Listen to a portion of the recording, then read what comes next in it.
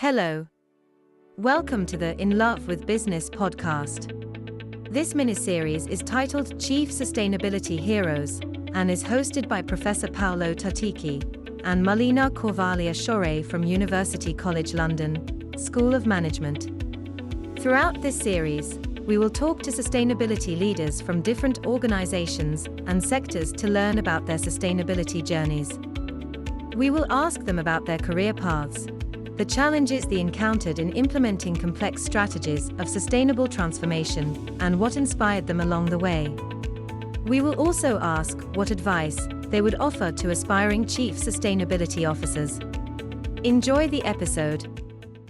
In today's episode, we are pleased to welcome Angelika Helen, Head of Impact Solutions at Mercer.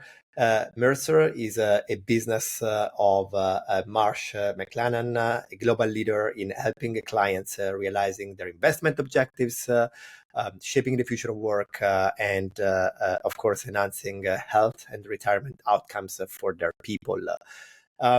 Marsh McLennan, probably you know it, is a global leader in risk, strategy, and people, advising clients in 130 countries across 4 businesses, Marsh, Guy Carpenter, Mercer, and Oliver Wyman.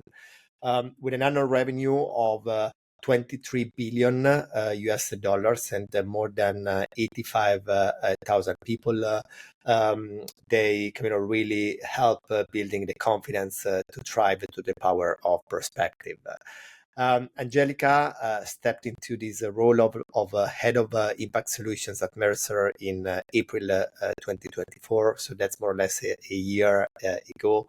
And before that, she had various positions within the company, including global head of impact investing and head of investment consulting, SRI, and impact solutions.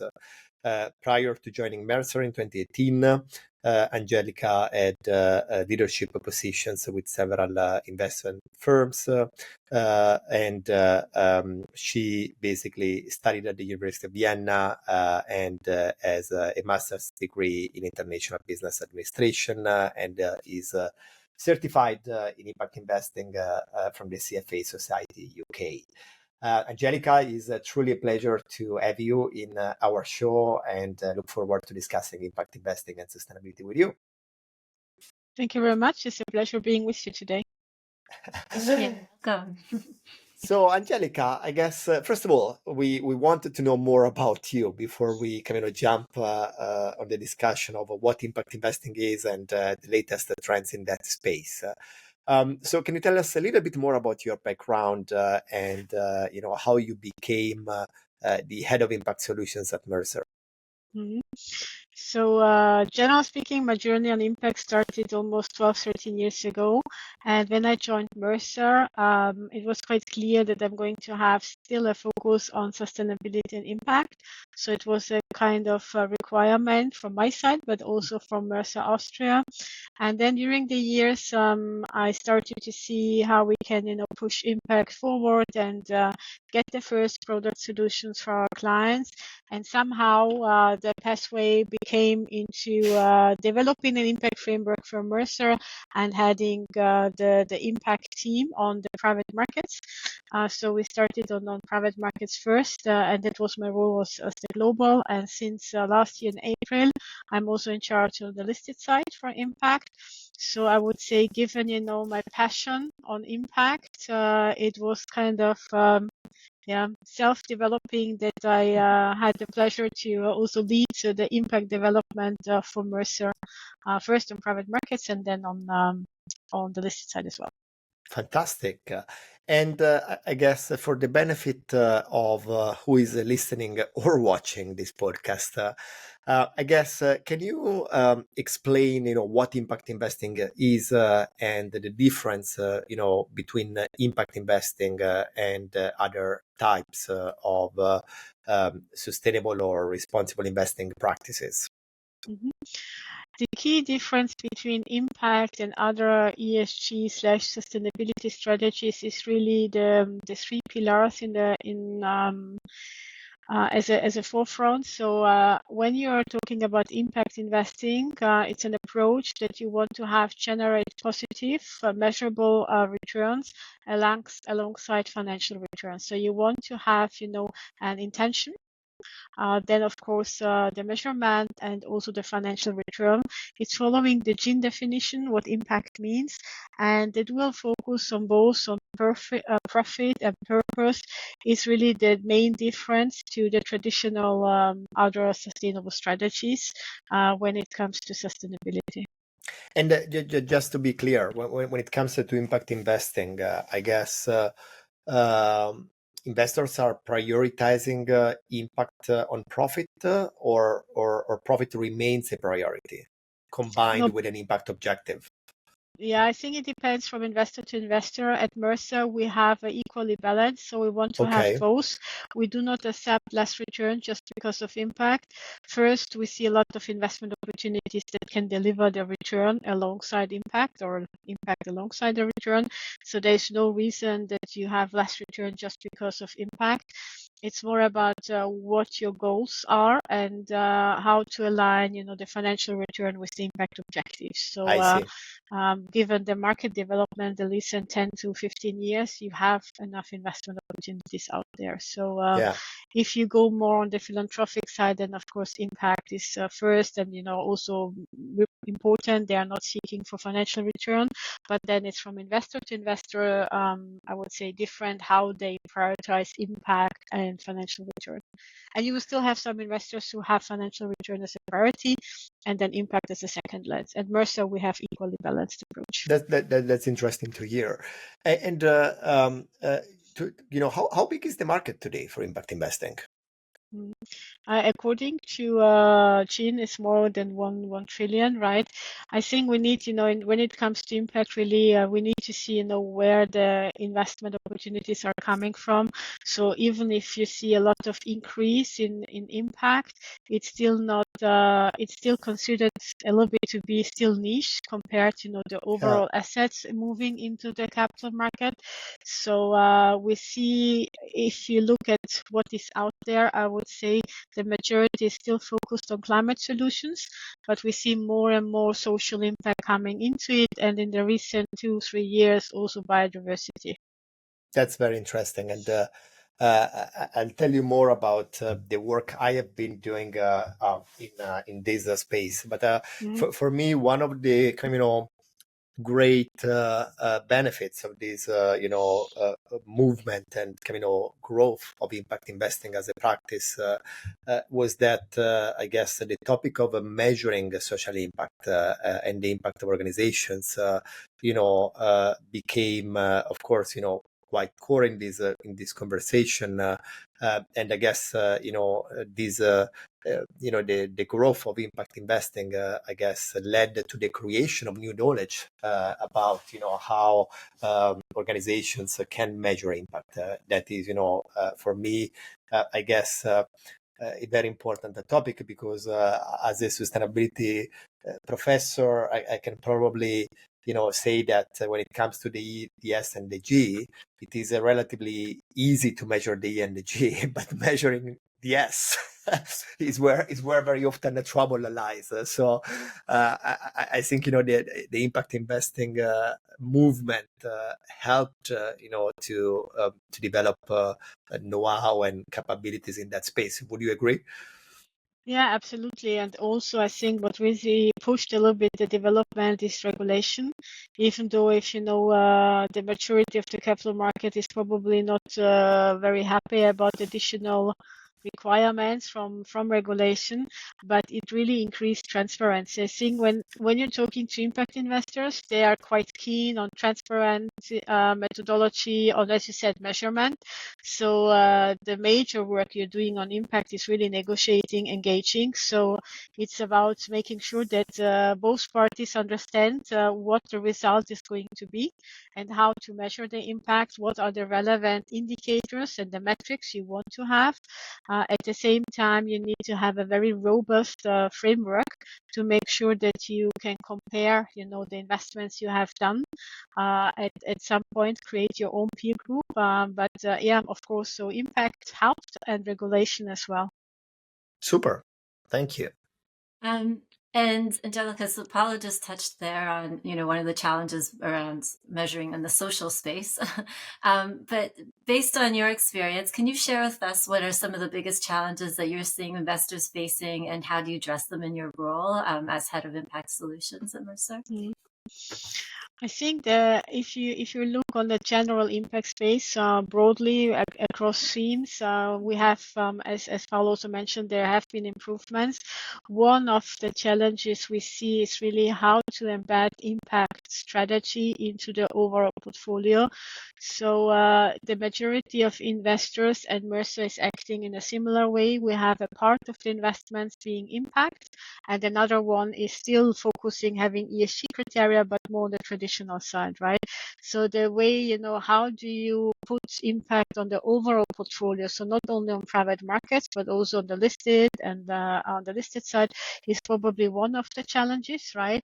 Then, of course, the measurement. So we do have frameworks like the UN SDGs. You have different tools how to measure, like the IMP5 or the theory of change. So there are already practices in the market, but still you need, to define your own pathway a little bit to have a tailor-made approach that aligns with your vision, with your goals, and with the financial target, right? So those are challenges in terms of how to incorporate the impact thinking, the measurement, the investments, and still align with the need from a stakeholder view. And then another challenge we see is also, of course, the regulation being part of the process. And the way we do it is typically we have, of course, the initial discussion with clients. I still believe, that's the beauty of impact. You're always learning together with clients and the stakeholders. But we have a kind of kickoff workshop. So before you start to manage your portfolio for clients, we need really to understand what is key for them. So our advice is don't have too many goals. So ideally you have 2 to 3 main targets. So is it climate? Is it social? Is it biodiversity? And then you can add some themes where you say, okay, this is the flexibility in terms of what I'm interested in. We want to understand the risk and we want to understand the return target. And then you can really build in terms of coming from, let's say, creating the theory of change on behalf of the client, coming into the portfolio construction. So really being from the very beginning together on the journey, making sure that we have the right metrics, that we really have the right measurement in place, so that at the end, the client and their stakeholders are happy with how the portfolio is developing. Education and engagement is a core, I would say, part of impact when we are talking to clients, and also with GPs, right? So also with the managers we're investing in, we spend a lot of time on policies, processes, etc. That's great. And you touched on this a little bit, but can you elaborate a little bit more for us? How has the impact market developed, and are there enough opportunities that deliver both a positive outcome and a financial return? Mm-hmm. When we started looking at impacts or more sustainability strategies, and this is, I'm talking now more on the private market side, because for, when it comes to impact, this is really I would say, the real world impact and change you're creating. You had few opportunities and mainly focused on climate, right? So 12, 13 years ago, you had already some interesting opportunities, but it was more selective and less on the social impact side.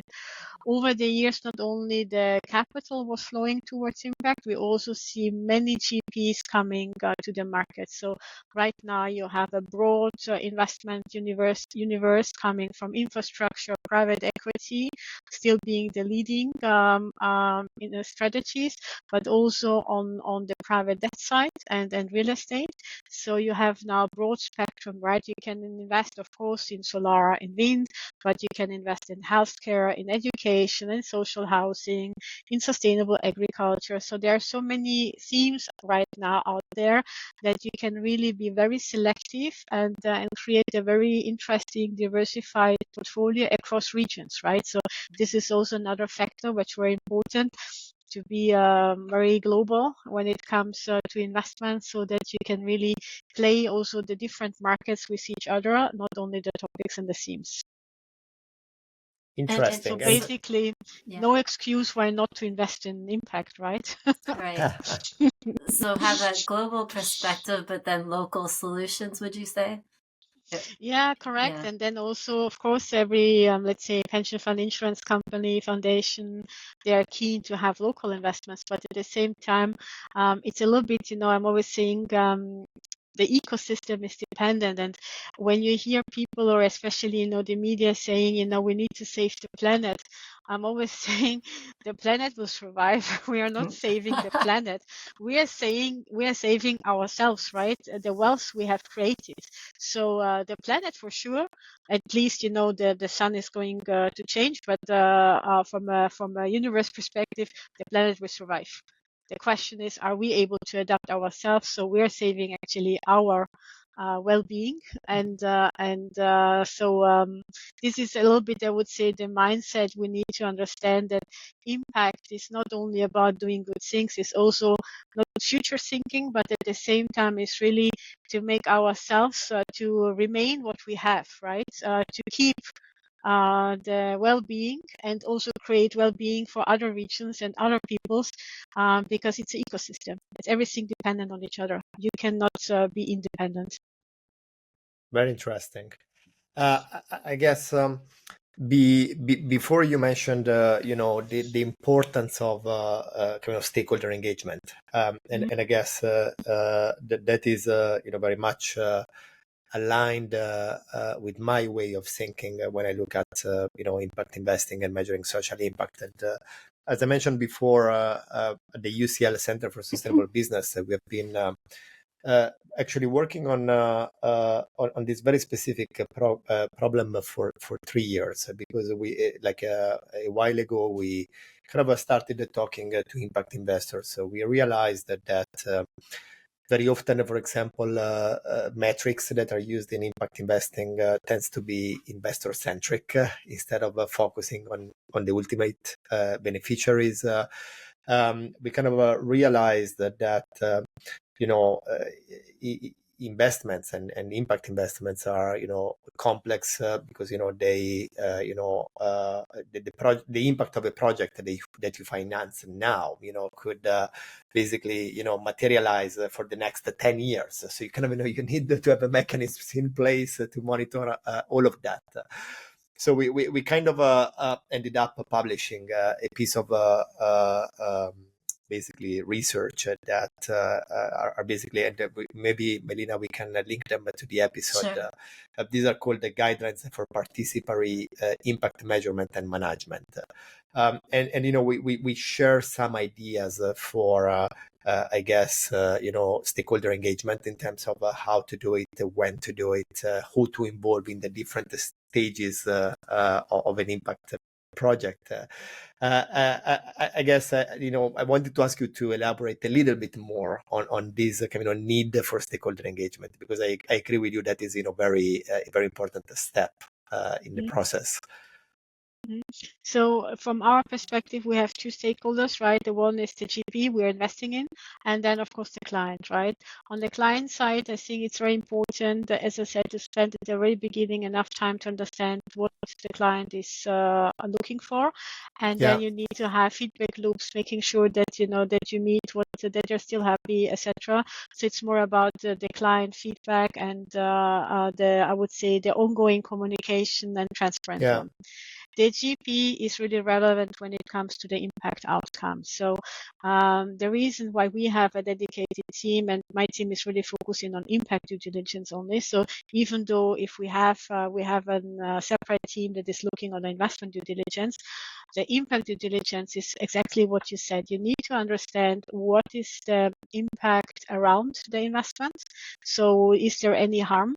Then the KPIs, and then you need to understand the process and policies, because sometimes, and this is something what we experienced in the last years, definitions and words are very patient, right? You need to make sure that you have the same understanding, because when I started at Impact, it was a super small community, and I guess you have the same experience, being the lecturer and promoting sustainability and the importance. So we have our own bubble, I would say, and typically if you talk to people like you and I, and we have the same understanding on what is impact, what is important, because we're spending already so many years on impact. But then if you're talking to GPs who maybe started or now turning more into impact, you need to understand the process policies. How do they identify investment opportunities? How do they judge the impact? How do they measure? How do they make sure that companies are following the process? And this is really a big part of the due diligence, because it's not like an ESG or traditional investment. You need to make sure that all these, I would say, challenges that can come up in 10 10 years, that we are able to fix this, right? So market is changing, impact is always, regulation is changing, policy is changing, political environment is changing. So the measurement and the engagement is really key. So my team, we are looking at policies, processes, good governance. So even if you're investing in the US, we want to see what laws are applicable, and making sure that we have a full understanding and the full picture. And then, as I said, it's really knowledge sharing as well, right? So we are learning with the GP and clients. They are learning with us. We provide feedback. We address improvements, adjustments, and then we agree milestones. So what has to be achieved by when, to make sure that this is really implemented, and so that we feel comfortable investing in. Excellent. And then after the investment, you need to monitor as well, right? Making sure that that the impact is there. And I guess someone could argue that your job, your profession is actually a relatively new one, right? Being an impact leader in an investment firm. I guess and you have been in this kind of role for a while at this point. So I guess in your opinion, what are the critical skills for someone in your position, and how do you develop these skills? How do you keep them up to date? I think for people working in the impact field, and I guess you can also write probably an essay about this, is really our optimism and passion towards the topic. If you want, and this is also from our organization point of view, become or keep the impact leading position, I think strategic thinking is really essential. So aligning impact goals with returns and stakeholders engagement, collaboration. At the same time, I feel on impact, collaboration is more important than in other areas, because it's so different, so complex, that you need other input. You need to work together. You need to do research together. So we are very keen working maybe also with you going forward on research. We are currently having a project with the university, with one university in the Netherlands, on biodiversity, agriculture measurement. So, you need to learn from each other.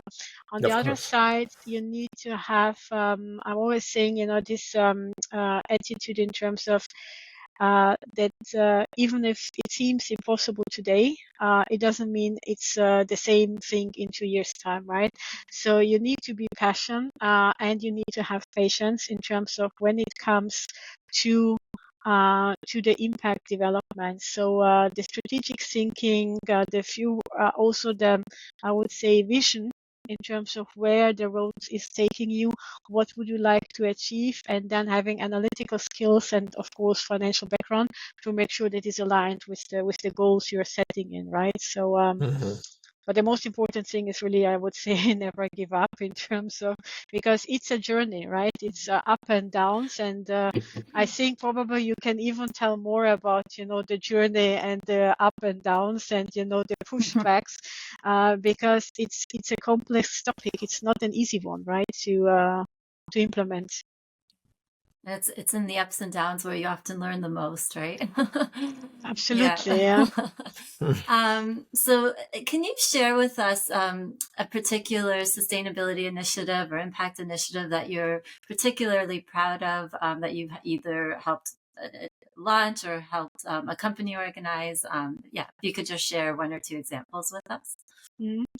I think the most thing where I'm really proud is that within Mercer we have managed to move from sustainability to impact.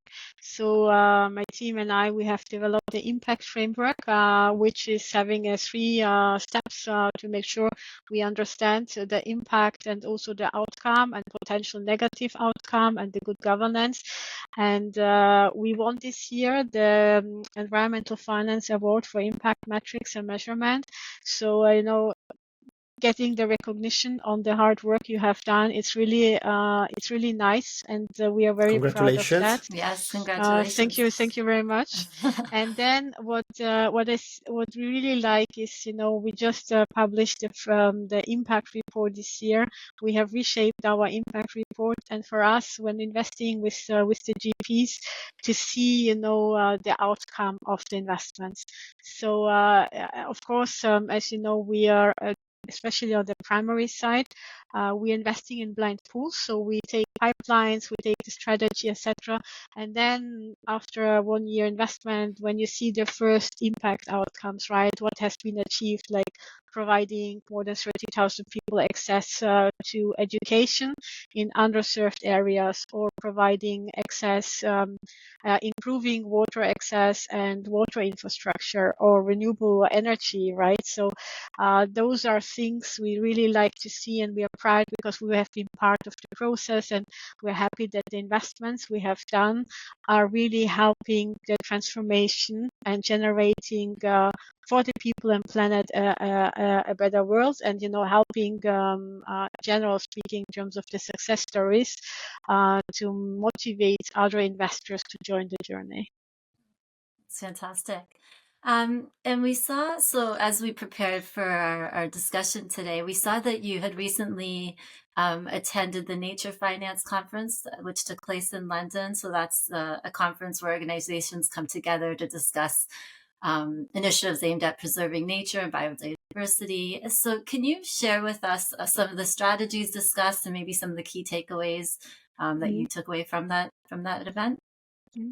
I really like this conference, even though if we didn't, there have been some asset owners, but you see a lot of, we heard Tom Arthur, who is the Minister for Investments and Employment in Scotland, about putting biodiversity as one of the core priorities, the same also the UK Minister of Nature. So seeing governments, on a very high level saying this is important, ecosystem is relevant for the local economy, and they want to put a financial mechanism to work this out, was a very nice way to see, because it was quite clear that they're keen to develop further. Then there were initiatives on the research in terms of measurement metrics. So I felt, the conference is really more deep dive into the topic compared to some other conferences where you cannot, address all the things. So having a focused conference on nature finance was really nice. We saw some managers there also having or launching funds towards nature solution. So quite interesting to see existing solutions, also in terms of existing measurement frameworks, the further development, some projects that are going to happen, and then also the government involvement in terms of putting biodiversity as a priority. We also saw the challenges in terms of measurement. I think Paolo is probably, and both of you are aware that biodiversity is even the next level of complexity when it comes to measurement. Also, this was addressed and discussed with different experts. So I feel like this was really a conference in terms of the latest developments, the status quo, where do we stand on investment side, what are initiatives out there, where can you start investing immediately. So quite interesting, broad spectrum on nature solutions and discussions at the conference. That's great. Can I just to add to that? So Can you give us maybe a specific example of a biodiversity project that businesses can help, or that maybe you've seen businesses being involved in helping bring to life? Yeah, so I think the Ireland and Scotland, they presented some wetland and peatland initiatives and investments. So, and they are probably coming up with some new ideas. We are working with an NGO on a launch on a nature facility. So there will be a fund, but what's interesting is next to the fund there will be an accelerator program, because one of the issues in biodiversity is really how do you make the projects investment ready or get them scalable. So sometimes they're really too small. And next to the, I would say, the standard fund, you will have an accelerator program trying to get them investment ready, right? And there have been also some managers presenting already funds. So there was one pension fund, I believe it's Yorkshire. They started to invest in nature, in a nature fund from Earthbank, I believe. So I'm not sure about the names, but yeah. So you saw already some solutions out there who are investing. I believe they had a focus on the UK market. So there are some funds out there, right? So I mean, I would say there is a good opportunity to start investing in nature already there. And the question is only, as I said, how do you measure and what is your target? So what are you looking for? The majority of investment opportunities also they are presented were on agriculture and forestry, of course. This is the well-developed part, and then you have some niche investments. But peatland were quite well represented from a government perspective during the conference. So quite interesting initiatives, I would say. That's great. Thank you. Interesting. And Angelika, you work in a relatively kind of big organization. So I'm wondering, how do you engage your colleagues? Colleagues who don't have the word impact on their job title, but I guess we can argue they can and probably should contribute to the impact agenda. How do you deal with that? Mm-hmm. So I think from what we are really trying to do quite often is, so we have an open communication, we have webinars, we have different work streams in terms of, how to keep our team members informed about sustainability efforts and impact and progress. So transparency helps to motivate people, to see the outcomes. Also, when we have new reports we are sharing across business and trying to keep the people I would say on track and up to date when it comes to sustainability and impact progress, right? We have within Mercer, we have also a dedicated sustainable investment team that is really keen, to educate, to help advise clients. So there is a cross-border cooperation among different team members, so not only on the investment side. I think, generally speaking, what's really important, and this is something also what Mercer is quite looking, sustainability starts at the very, I would say, simple things like healthy workplace environment, right? Opportunities for professional development. So I would say, in terms of when people feel comfortable with the company and see the sustainability that you're taking care of employees and you want to have direct benefits coming from engaging in sustainability, it starts with simple things. And then if there is really interest, right, you can really involve yourself. We have sometimes projects where different people can work with. So, what we also have, and this is something that maybe other organizations would also like to take, it's kind of sustainability champions in different countries. So they are not part of the sustainable impact team, but they're acting as champions in their country that lead initiatives or trying to push sustainability. There is a collaboration between the different teams. So my team, the sustainable investment team, is part of the regular calls to see what is of interest, how we can support. So I think having this kind of setup and collaboration, of course, right? So collaboration and exchange, open communication is really quite key. And keeping the overall job satisfaction is probably one way of sustainability, right, within the company. It's important for sure. Yeah. I think, the active participation is probably quite key. And then it depends also, how much time you really have with your daily business or the daily job you have to do. But yeah, I think an ambassador or, a championship locally might, push a little bit the development and sustainability. That's great. It's a very holistic approach, it sounds like, to engage everybody. And Angelika, when you think about the challenges facing the world today, so, we've talked about climate, there's many social issues and so on. Are you optimistic about the future and the role companies can play to create a better and more sustainable world?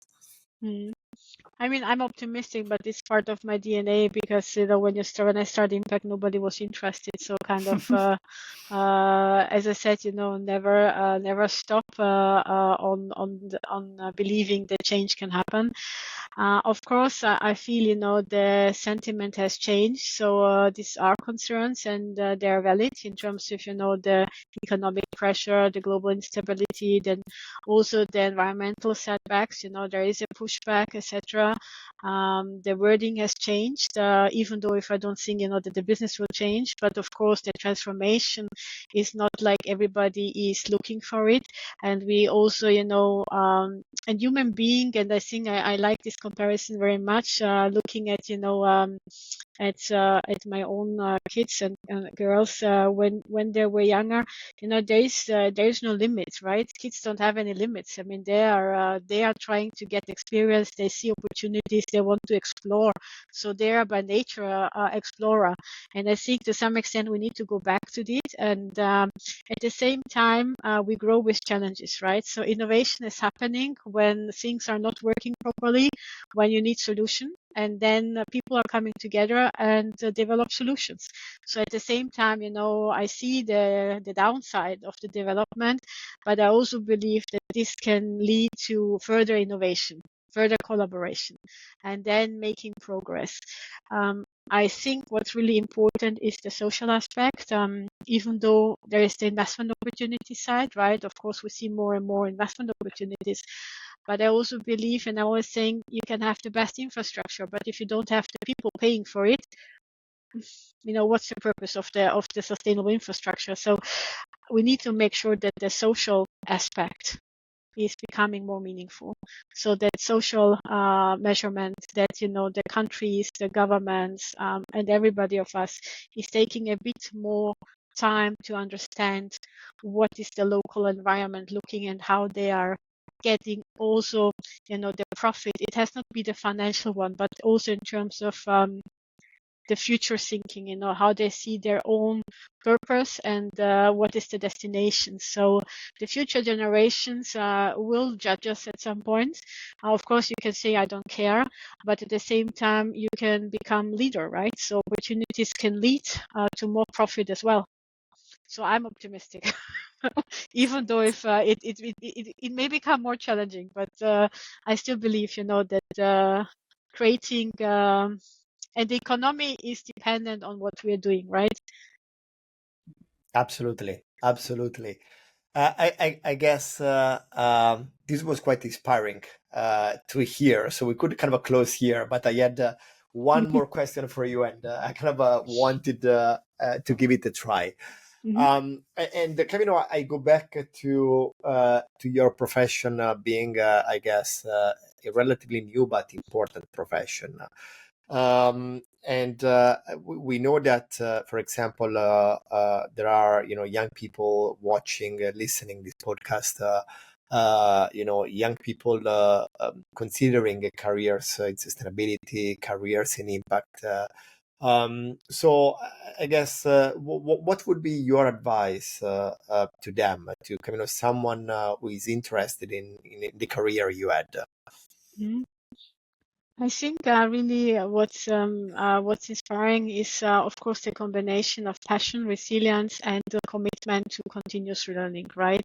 I think a deeply understanding on what you're really looking for and interested in. So the principles, the core principles. So is it sustainability? Is it impact? So make sure that you understand what you're aiming for, and then take the time to study how strategies can drive positive social and environmental outcomes. So at the time when I started, there were not so many research available, but right now you have plenty of opportunities how to learn and make sure you have a right understanding. Then I think, keep the flexibility because the market is challenging, is changing, opportunities will appear, but they will also disappear. And also have this open mind for innovation, right? At some point, I think, on impact, really sometimes it's a different approach because you don't have actually limits because the market is developing, right? And the beauty of development is that you have the opportunity to change and act in a different way. You can create solutions, right? It's not like on all these listed companies where you have every solution out there. So you have so many companies, they are doing so many things. On the impact side, we are still developing things, right? We still need innovation, we still need technology. So make sure you know what you're looking for, try. And I like the sense of the US Silicon Valley in terms of just because the first time you didn't achieve doesn't mean you should stop, right? So if Yeah. you see you are keen for technology, but then you identify I like something else even more, then do it, right? There is no reason why you should stop just because you're changing or you're learning in a different way. And then I think what's really important, and that's strong communication, collaboration skills. This is something, the journey for me personally was very tough on that one because I'm very content driven, I'm very outcome driven, but communication with stakeholders, teams, investors, companies, it's so important when you get the message and trying to push forward, right? And work Yeah. with pioneers, right? Work with people like you who have really a good understanding, good research background to understand what's your journey in, and then just go for it. Yeah, fantastic.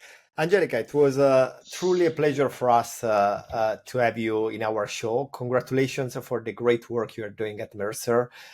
We look forward to staying in touch and hopefully to have the occasion of talking to you again in the future. Absolutely. Thank you very much for the invitation. It was a pleasure talking to you as well. Thank you.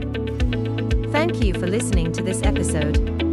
If you enjoyed this discussion, we invite you to like and share this episode on your social media. Enjoy the rest of your day.